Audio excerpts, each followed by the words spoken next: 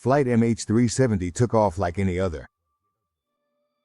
A commercial airplane, 239 people on board, a routine trip from Kuala Lumpur to Beijing, and the almost blind trust that everything would go as usual. That Malaysia Airlines Boeing 777 rose into the darkness of the early morning on March 8, 2014, with no one in the cabin knowing they were about to become the protagonists of one of the greatest mysteries in modern aviation. None of them would ever set foot on solid ground again. In the first few minutes, nothing seemed out of the ordinary. Communications with the control tower were clear.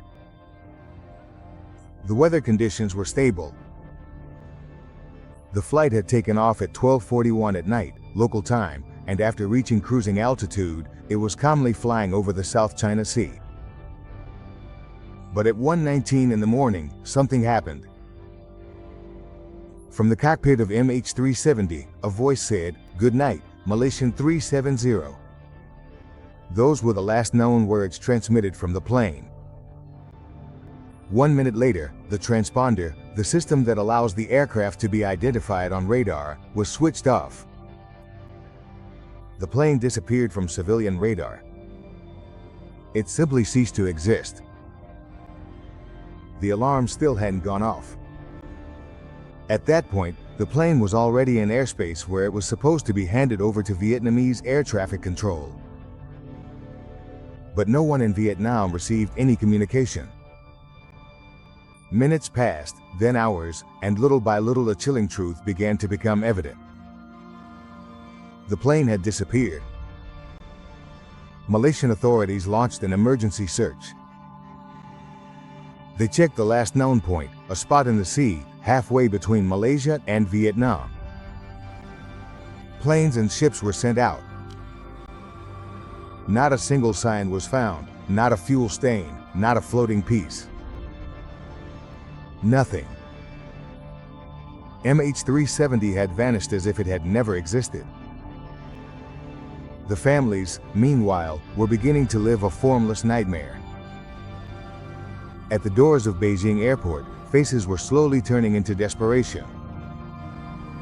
Phones rang again and again with no answer. The silence on those cell phones that no one answered weighed heavier than any word. In the first 48 hours, an international search operation was launched.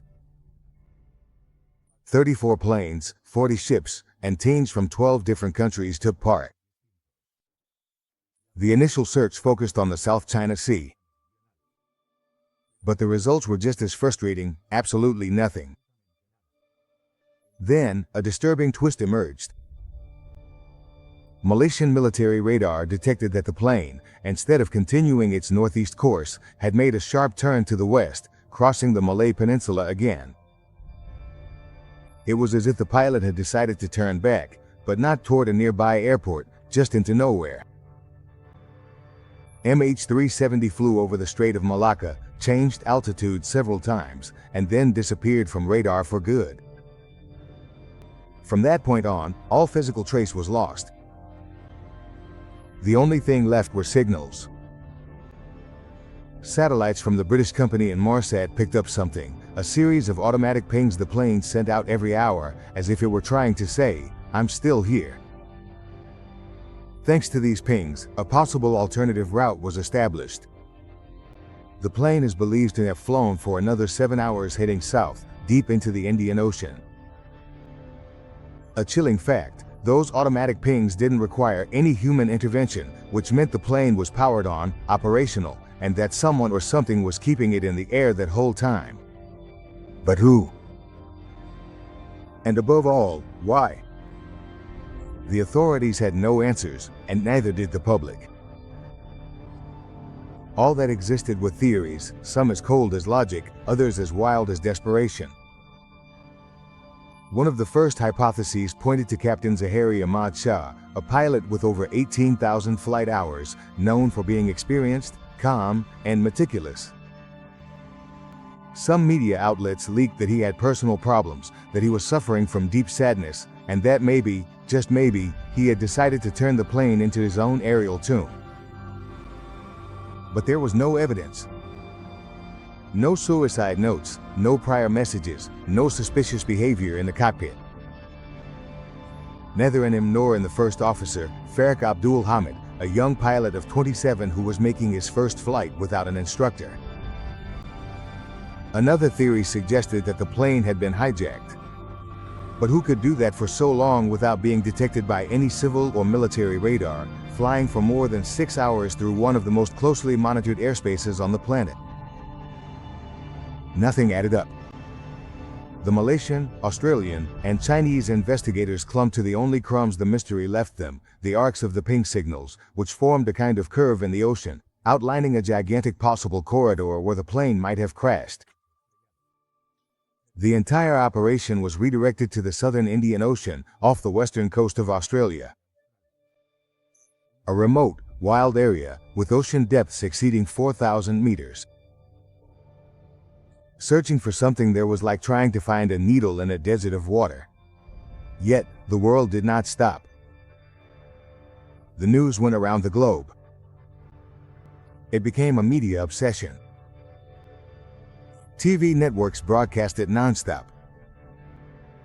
Family members camped outside the Malaysia Airlines offices, desperate for answers that never came. With each passing day without news, the silence hurt more. And meanwhile, the sea remained silent. MH370 had vanished without a trace.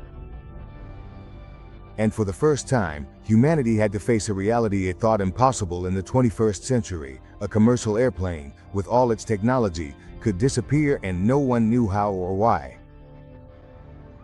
Days turned into weeks. And the world began to accept, with a mix of disbelief and pain, that flight MH370 had disappeared in a region where neither satellites, nor radars, nor technological advances could provide an immediate answer. In 2014, with thousands of flights monitored every minute all over the planet, a commercial airplane could simply vanish.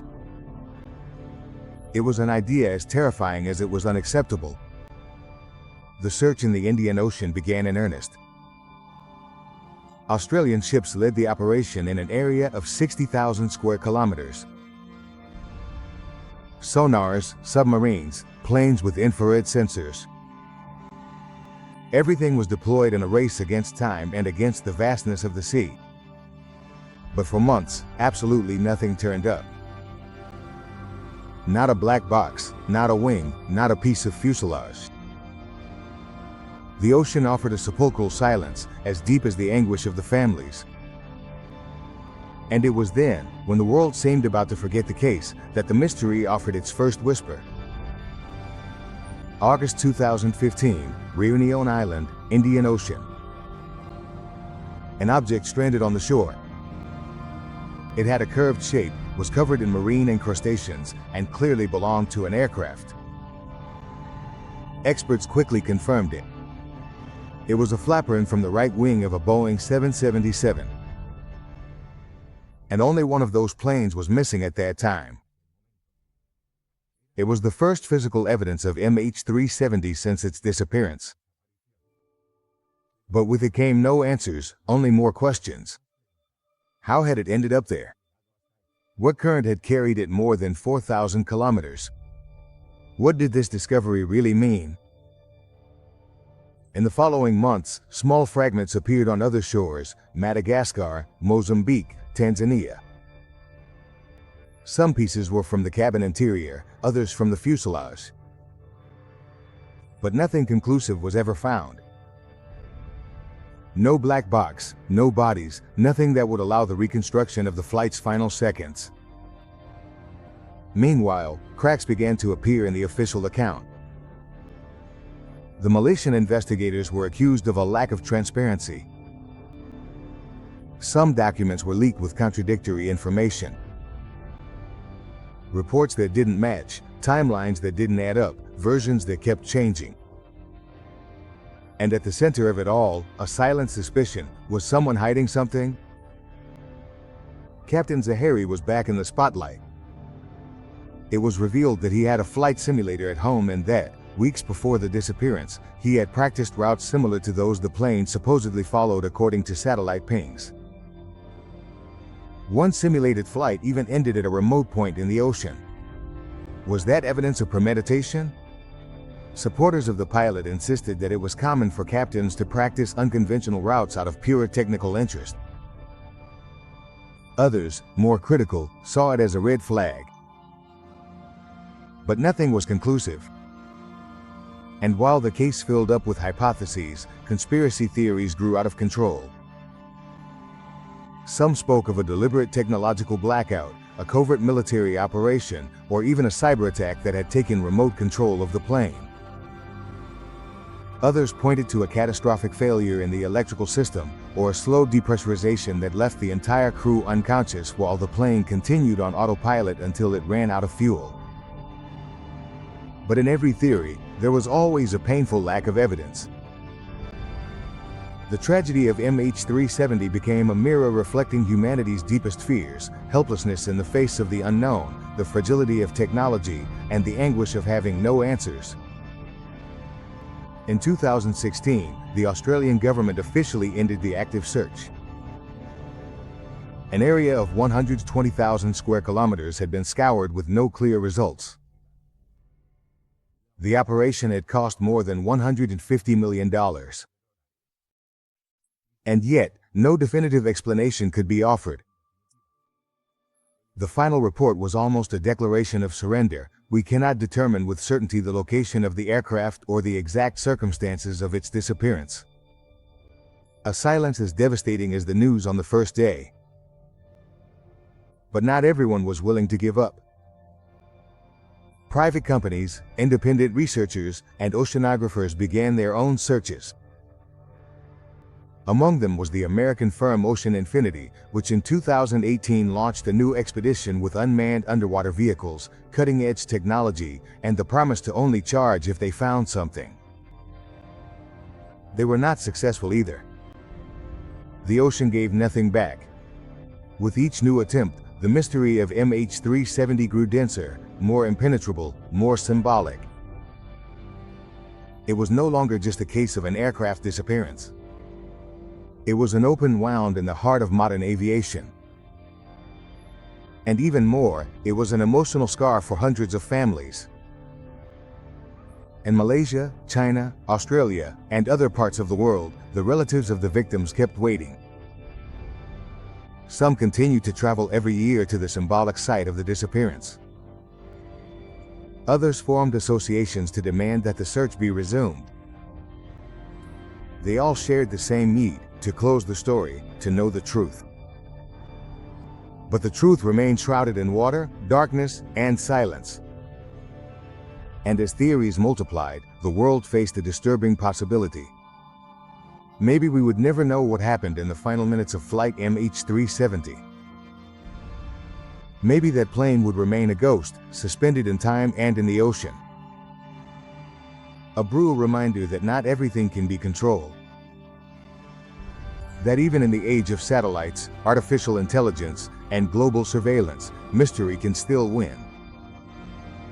To this day, more than a decade after that night when MH370 vanished from the radar, the world is still waiting for an answer. And the most terrifying thing is that time, instead of clarifying things, has only made them darker.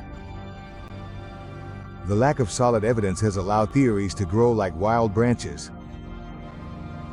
Some plausible, others delusional, but all of them fueled by a void that should never have existed. Because this wasn't about a small plane lost in a storm. It was a Boeing 777 with cutting-edge technology, 239 people on board, and multiple redundant communication systems. And even so, it vanished. Many experts agree on one point: the plane's diversion was deliberate. Someone inside the cockpit reprogrammed the course. They turned off the transponders. They avoided heavily monitored airspace and charted a route to one of the most remote places on the planet. A place where, with luck, no one would ever find it. But that hypothesis raises an even more unsettling question: why? What reason could someone have to make an entire plane disappear? Was it suicide? A planned action to send a message? Or something much darker? Aviation psychology experts have analyzed Captain Zahari's profile over and over again. And while some have described him as a brilliant, stable, and well-liked professional, others point to signs of emotional pressure. A broken relationship, a certain loneliness, a growing sense of isolation. Is it possible that it all comes down to a desperate act by a single person? Some family members firmly reject that idea. They don't want the memory of their loved ones to be tied to a version without evidence. They want facts, data, a thorough investigation, and, above all, transparency. But the case of MH370 has shown that, even with thousands of eyes watching, with governments involved, and with millions invested in the search, the sea can still keep its secrets. And perhaps, the cruelest part of this case isn't the disappearance itself, but the way the world has let it slip by. The case gradually lost space in the news. Official meetings became less frequent. And many of the governments involved, as time went by, moved on. As if silence were easier to handle than uncertainty. But for the families, there is no page to turn. There is no ending if there is no truth. Some still keep belongings, waiting for a sign. Others have turned their pain into a fight. But they all carry the same wound, not knowing. And that is the wound that turns a tragedy into a never-ending nightmare. Flight MH370 is not just a story about aviation. It's a human story. Of absence, of helplessness, of fighting against a system that seems to look the other way when it can't find answers. Every anniversary, the same questions resurface. What if it was somewhere else? What if someone hid it? What if the technology didn't fail, but was silenced? In 2024, a new international initiative raised the possibility of restarting the search using artificial intelligence, more accurate ocean models, and refined data. But nothing guarantees that it will go any further than before. Because the real problem isn't a lack of technology.